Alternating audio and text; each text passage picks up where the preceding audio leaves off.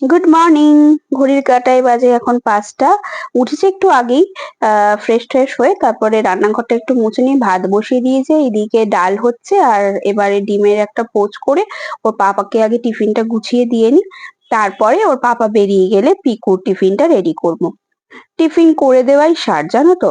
পিকু আজকে ক্যারট দিয়ে একটা প্যানকেক বানিয়ে নিচ্ছি, জানি না কি করবে, খাবে কিনা। কারণ ও পাস্তা আর ম্যাগি হলেই আমি দেখেছি ও টিফিন বক্স পুরো ফাঁকা থাকে, আর না হলে যেরকম টিফিন বক্স ধরে দিই ঠিক সেরকমই থাকে। তো পিকুকে দিয়ে চলে এসেছি। এখন চলো উপরের ছাদে ফুলগুলো তুলে নিই, তারপর নিচে যাব। নিচে একটু মেশিনটা চালিয়ে দিয়ে নিলাম জামা কাপড় দিয়ে। এবারে বাদ বাকি রান্নাটা সারবো। যেদিনকে আমার সকালবেলা রান্না হয় না সেদিনকে আমি পিকুকে স্কুলে দিয়ে এসে বাদ বাকি রান্নাগুলো করি। আজকে ওল আর আলু সেদ্ধ করে রেখেছি, চিংড়ি মাছ দিয়ে করব, আর তারপরে ধোকার তরকারিটা রান্না করব। তো আজকে আমি আমার সকালের ফুল রুটিনটা তোমাদের সাথে শেয়ার করলাম। তোমাদের কেমন লাগলো জানিও।